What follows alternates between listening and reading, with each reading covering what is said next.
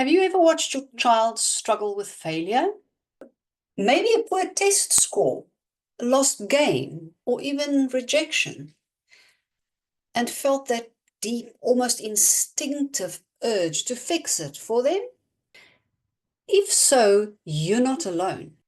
As parents, we want to protect our kids from pain, but that failure is one of the most valuable gifts you can ever give them.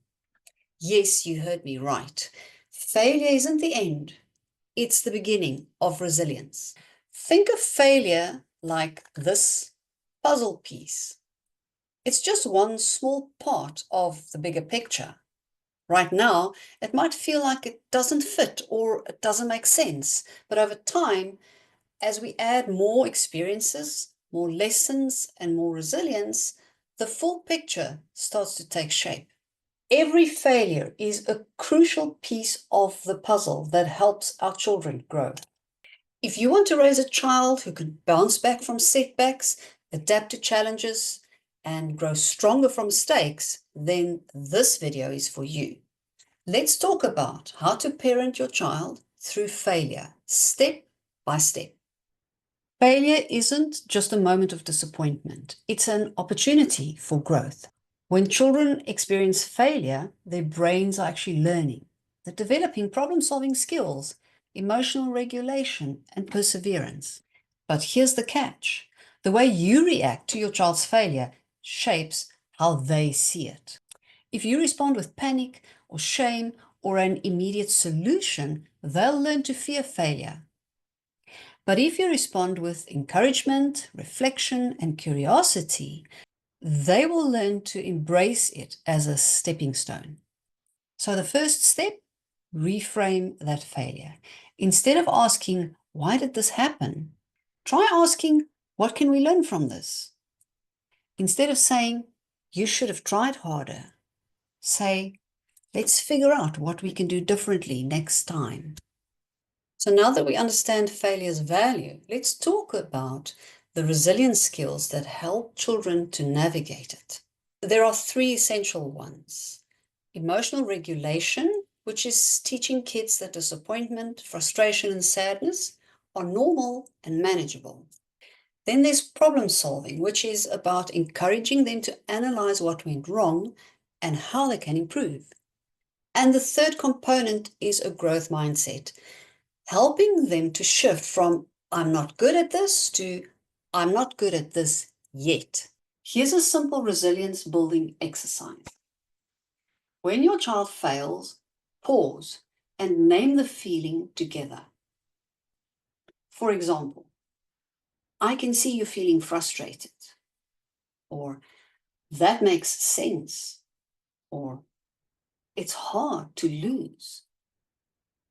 Then ask them, what's one thing you could do differently next time? And this helps them to process their emotions and find a solution. So your child comes home devastated because they didn't make the soccer team, they failed a test, or they lost a competition. What do you do? Here's a step-by-step script to help you. Step 1, acknowledge their feelings. I know this is really disappointing for you, and it's okay to feel upset. Step 2 is to normalize failure. Everyone experiences setbacks. Even the best athletes, scientists, and artisans have failed many times before succeeding. Step 3 is to encourage reflection.